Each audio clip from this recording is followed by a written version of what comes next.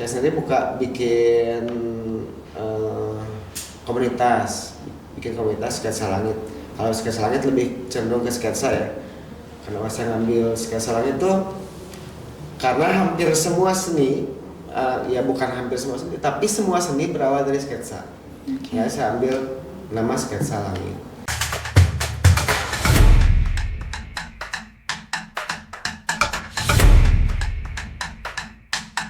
Assalamualaikum warahmatullahi wabarakatuh. Halo semuanya, selamat datang kembali di Ruang Publik. Pada episode kali ini kita akan ngobrol seru dengan salah seorang seniman perupa asal Kabupaten Tasikmalaya yang karyanya sangat memanjakan mata. Kita akan kupas tuntas bagaimana perjalanan inspiratifnya. Kita langsung sambut saja, ini dia Bapak Wisnu. Halo Pak. Halo, apa kabar Pak? Sehat, alhamdulillah. Alhamdulillah. Kita udah beberapa kali atur jadwal ya Pak. Iya. Saking sibuknya nih Bapak. Saya sibuk sebetulnya. Oke, nah dalam episode kali ini kita akan membahas terkait seni rupa yang biasanya Bapak geluti gitu ya Pak. Saya tuh penasaran awal mula Bapak terjun pertama kali ke dalam seni rupa itu gimana Pak? Awal mula terjun ya. Ya enggak terjun. Sebetulnya orang tua ayah saya tuh komikus, Iya. perupa sama penulis juga. Jadi dari kecil saya sudah terbiasa ngelihat gambar-gambar. Jadi pas kecil tuh dulu sih saya nggak masuk TK ya. Jadi usia TK lah, mungkin 4-5 tahun tuh jiplak gambar. Ada gambar-gambar, belum ada Naruto apa sih ya, kayak Doraemon sih, ada gambar Doraemon, gambar kartun kayak gitu awal-awalnya. Itu sebelum SD nggak begitu, ini lebih ke, kalau SD seni rupanya lebih ke kriya, Oke. lebih ke kriya kayu. Jadi dikasih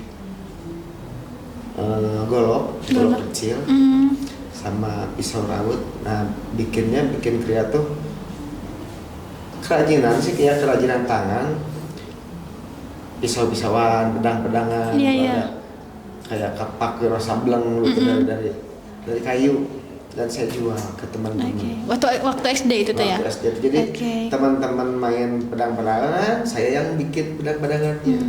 Teman-teman tuh main layang-layangan, saya bikin layang-layangan. Yang produksinya ya? Kayak gitu. Lebih ke situ, lebih ke bukan seni lukis ya, lebih ke kriya, lebih ke hal yang bermanfaat lah. Ya mainan itu. Itu sampai sekarang juga masih? Oh kalau sekarang enggak. Terakhir bikin mainan tuh buat teman-teman layangan. Terakhir bikin mainan tuh layangan. SMA itu dijual ke anak-anak. Oh kalau sekarang mah ya meningkat. Kalau dulu mah kecil-kecilan, kalau sekarang bikin kuda-kudaan, kuda goyang. Kuda goyang saya jual di Tokopedia. Ada yang dijual Tokopedia, ada yang via Japri itu di WhatsApp. Sampai sekarang ya Pak? Sekarang masih. Untuk kerajinan mainannya kayak mobil-mobilan, paling bikin truk-trukan, tapi dari kayu, dari ini. Ngelukis juga masih juga, sketsawannya masih. Kan jenis seni rupa tuh banyak ya Pak, mulai dari kriya gitu kan, seni lukis, sketsa gitu. Nah yang paling mencerminkan bahwa itu tuh diri Bapak itu yang mana Pak? Apakah seni kriya kah atau seni lukis? Mencerminkan. Iya, yang paling suka, enjoy gitu kalau kita ngejalaninnya gitu. Semuanya enjoy sih. Semuanya enjoy. Mantap. Kalau kriya kayu, kriya tekstilnya tapi lebih ke makrame kayak gitu apa? Pioneering kalau dalam pramuka ya, pioneering iya. Lebih ke tali temali. Batik baru belajar kalau membatik. Kalau kriya kayu, tekstil. Ya kalau melukis ya sama aja sih, semuanya enjoy. Berarti emang semuanya digarap ya semuanya digarap dalam seni rupa. Berarti Bapak tuh emang udah apa ya, merekam jejak terkait seni rupa tuh dari kecil, dari mulai ngelihat orang tua gitu ya. Apalagi pas waktu anak kecil kan emang sering sukanya gambaran yang random-random gitu ya. Kalau ini udah terarah gitu bapaknya ya. Oke, lalu sejauh ini dari mulai bapak kecil tuh mulai ngerambah di seni rupa sampai sekarang ngelihat perkembangan seni rupa di Tasikmalaya itu gimana Pak? Seni rupa di Tasikmalaya Saat ini gitu. ini untuk seni rupa global atau seni rupa seperti apa? Seni rupa secara Dua-duanya global. aja boleh. Atau secara global kalau misalnya kita nyangkut ke umum gitu Pak. Kalau ya secara umum seni rupa Tasik ya bagus sih. Ada peningkatan kalau secara umum. Kalau saya lihat ya, kabupaten ya. Kalau saya sih kabupaten sama kota tuh ya buat saya Tasik aja lah. Iya Di iya, Tasik nggak Malaya. berbatas gitu Tidak ya. terbatas karena saya ngalamin di kota tuh ya masih kabupaten. Saya sendiri bikin bikin komunitas sketsa langit. Kalau sketsa langit lebih cenderung ke sketsa ya. Kenapa saya ngambil sketsa langit tuh karena hampir semua seni, ya bukan hampir semua seni, tapi semua seni berawal dari sketsa. Ya saya ambil nama sketsa langit yang mudah-mudahan melangit. Oke. Itu dari kapan Pak kemunculan komunitas sketsa langit? Sketsa langit itu orang-orangnya sudah ada. Saya lulus kuliah tuh, saya di Tasik tuh tahun 2013, 2013-2014. Orang-orangnya udah ada. Saya waktu itu dia disuruh sama Pak Puji namanya itu, orang kota, suruh nempatin rumah terus bikin kayak sanggar lah. Sebetulnya dia punya yayasan Seladarma namanya. Dia mau bikin sekolah, cuman akhirnya kita anggap sanggar. Di situ saya ngajar seni rupa, sketsa, lukis, seni kriya juga. Cuman ada beberapa siswa, ya hitungannya kayak privat, cuman ya ada siswanya dapat sertifikat gitu, kayak gitu. Oke. Dari tahun 2013, 14 orang-orang tersebut yang tadinya jadi siswa saya, karena saya tuh jadi sama siswa tuh nggak, jangan bilang Anda siswa, kita belajar bareng. Juga ada gitu ya. sekat gitu ya. Biar ya kita belajar bareng. Akhirnya di situ terbentuk. Nah, dari sanggar tersebut Da Vinci Art School waktu itu namanya, Da Vinci Art School, bubar karena ada ya harusnya bubar mungkin ya. Udah waktunya gitu. Udah waktunya bubar. Terus orang-orang pada kemana? Saya juga hijrah ke Surabaya waktu itu. Pas di Surabaya ketemu ini komunitas karikatur di Surabaya tuh. Saya belajar sama komunitas karikatur, belajar karikatur. Terus ketemu sama SNS Karikatural Surabaya. Saya ternyata melihat di Surabaya itu ada komunitas arsitek, komunitas karikatur, komunitas mural. Saya ngeliat kok ini di Surabaya kok enak banget kayak gini. Terarah ya. Nah, terus orang-orangnya tuh asik tuh, kayaknya nih di Tasik dijadikan seperti itu asik nih. Saya balik lagi ke Tasik itu tahun 2017. Nah, barulah tahun 2017 itu dinobatkan lah diresmikan gitu. Kita bikin komunitas sketsa langit yang tadinya KST, komunitas sketsa Tasikmalaya, dan nggak ada ketua, nggak ada apa sebelumnya tuh nggak ada. Tapi akhirnya ya adanya founder aja. Founder aja. Berarti Bapak salah satu foundernya ya? Saya satu foundernya. 3 orang sih. 3 saya orang. sama yang nama terbangnya tuh Leo Penata Bulan sama Drawing Magic.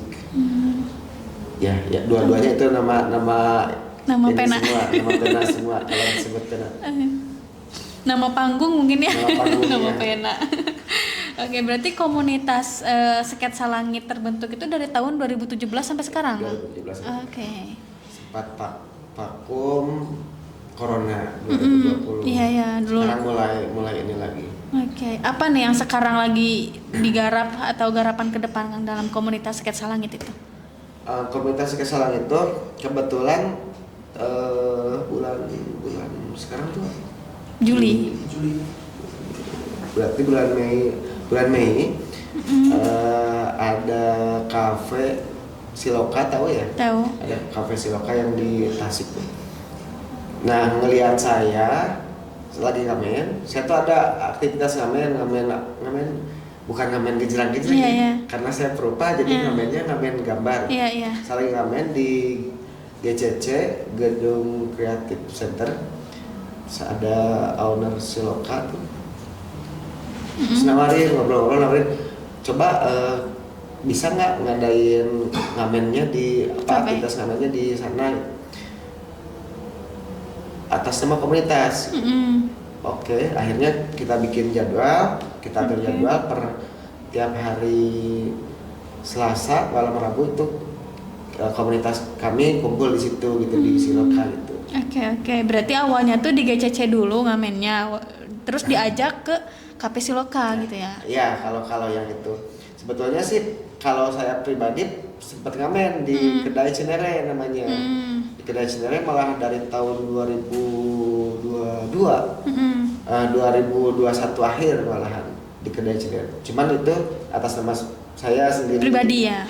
Kalau pas yang di Siloka tuh Bawa karena komunitas. kita ngamennya bareng-bareng waktu itu. Jadi ya udah ajak komunitas kayak gitu. Akhirnya sekarang si Siloka tuh tempat ngumpul komunitas Sketsa Langit ini. Walaupun belum semuanya. Karena ada yang di luar kota, ada yang di Cirebon, ada yang di Garut, Tersebar ya. Dulunya kan Sketsa Langit tuh akhirnya banyak mahasiswa yang dari luar kota, yang ada yang di Unsil, ada yang di mana gitu, yang di Ciolohan tuh apa? Keperawatan apa ya? Oh iya, PTH. Sama Poltekkes ya. Nah, yang ada yang di situ. Jadi ada yang dari luar kota ikutan Sketsa Langit, terus sekarang pada balik pulang kampung mereka. Banyak yang di luar kota. Melanjutkan mungkin ya. Baru yang ada di kota aja sama yang di kabupaten yang sempat ketemu tuh. Setelah aku. Berarti itu ngamen di Siloka sejak tahun kapan, Kang? Ngamen di sekolah baru kemarin. Kemarin. Baru kemarin. Mei. Soalnya saya sering lihat gitu ketika Bapak bikin story gitu kayak itu di Siloka gitu kan, kayak ngamen gitu kan, sering gitu. Oh, berarti sering itu gitu kan.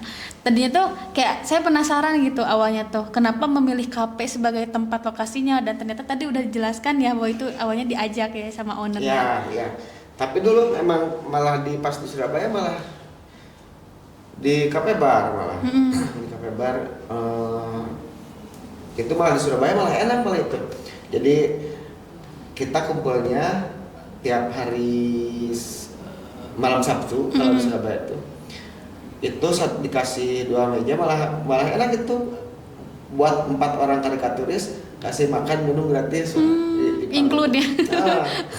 Jadi kita ke situ ya kayak gitu.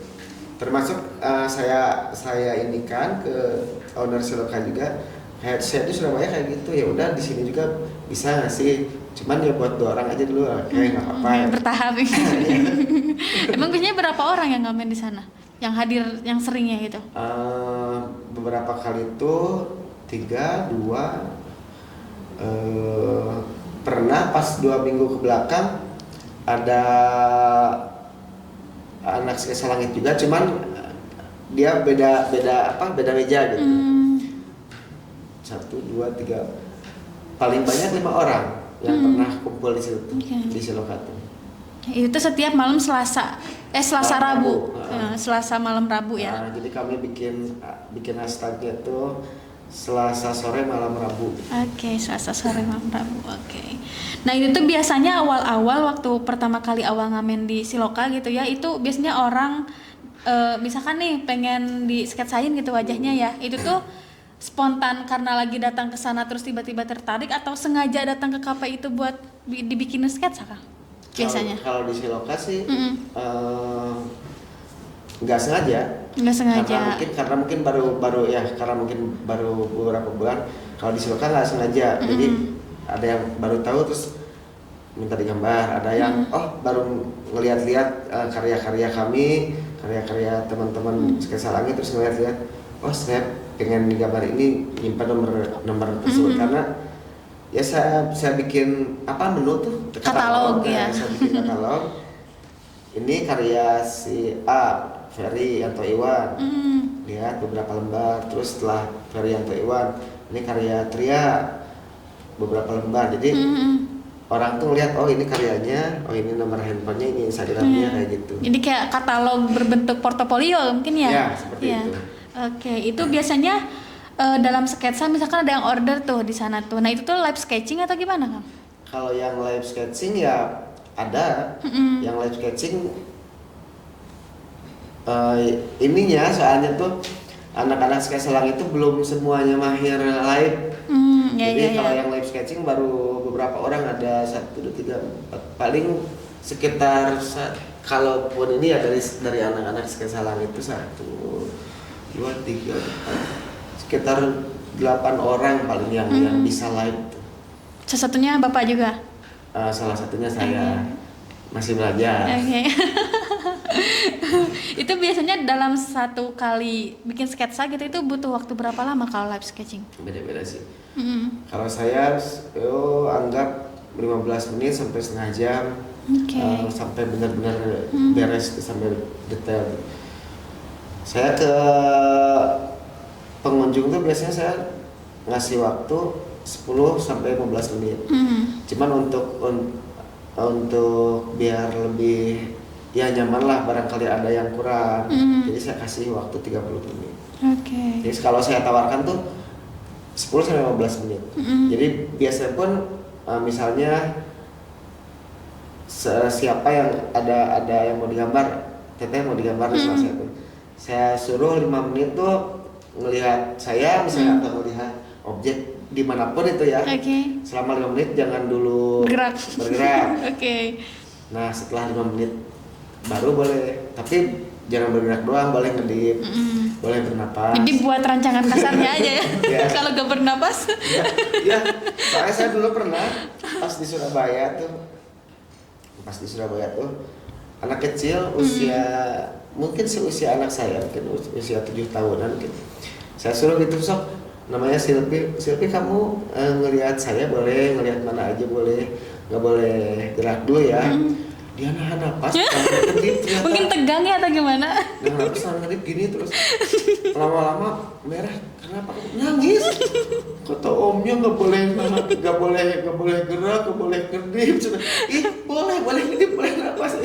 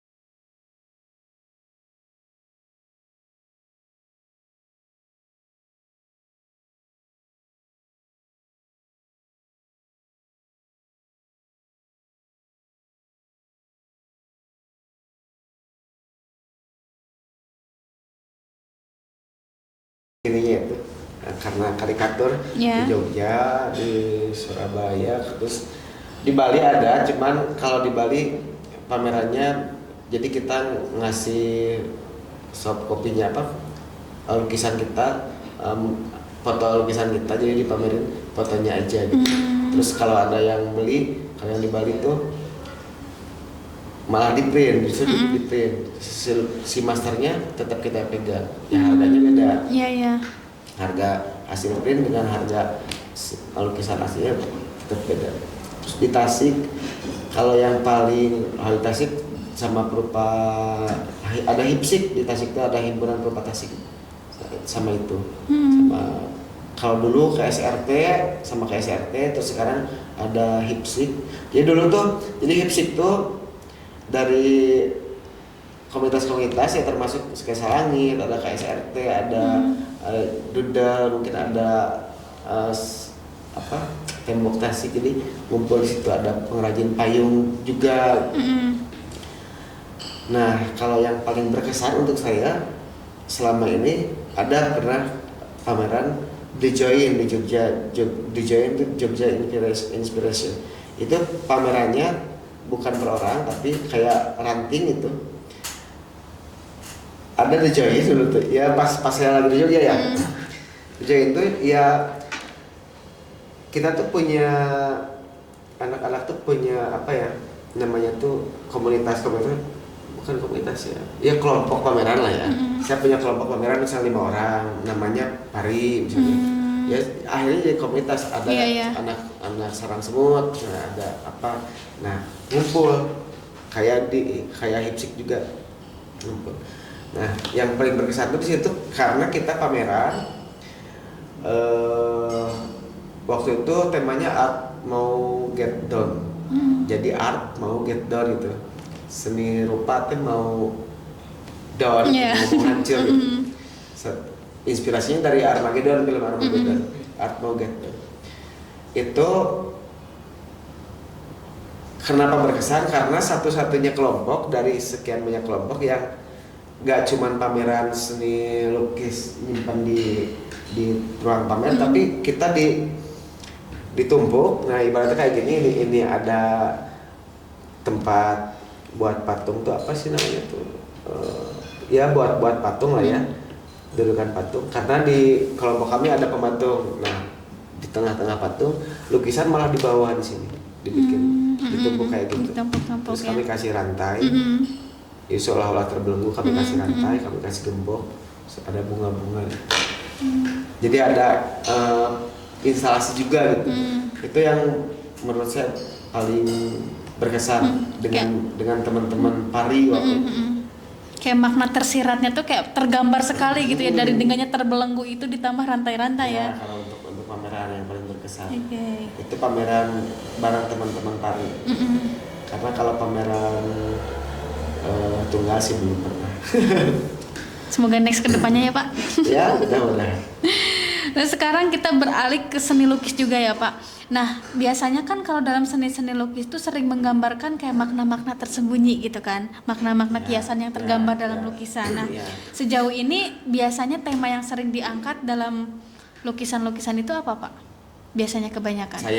Lukisan saya kalau kesini lebih banyak tentang Tasikmalaya. Lebih banyak tentang kedaerahannya lokal. Lokal kalau sekarang. Terakhir walaupun baru konsep dan nggak jadi diikutkan pameran. Terakhir yang ada situs Linggayoni yang di Tasik, tahu nggak? Enggak. Ada situs di daerah Indihiyang, ada situs Linggayoni. Nah saya ngelukis itu tapi dengan gaya saya, bukan dengan gaya realis. Kesininya lebih ke tema-tema itu. Dulu juga tema-tema kayak budaya, wayang, golek. Tapi sempat juga sebelumnya yang saya jadikan tugas akhir malah prostitusi sama perdagangan manusia. Malah itu agak lain tuh. Ya, tapi itu juga sama tentang kemanusiaan, tentang sosial juga. Intinya lukisan-lukisan yang saya bangun tuh tidak jauh dari sosial budaya. Sebetulnya ada nyentil-nyentil politik sih sebetulnya, cuman kan itu ya tadi ada simbol-simbol tersembunyi gitu. Oke. Nah, biasanya gaya visual yang sering Bapak gunakan tuh gaya visual seperti apa, Pak? Biasanya. Untuk lukis, untuk lukisan saya lebih banyak ke saya campur kalau dilihat secara keseluruhan katakan kubistik. Kubistik, tapi biasanya saya campur ada realis sama kubisme analitik sama kubisme sintetik sama impresionis, saya gabung jadi satu biasanya. Kebanyakan kayak gitu. Oke.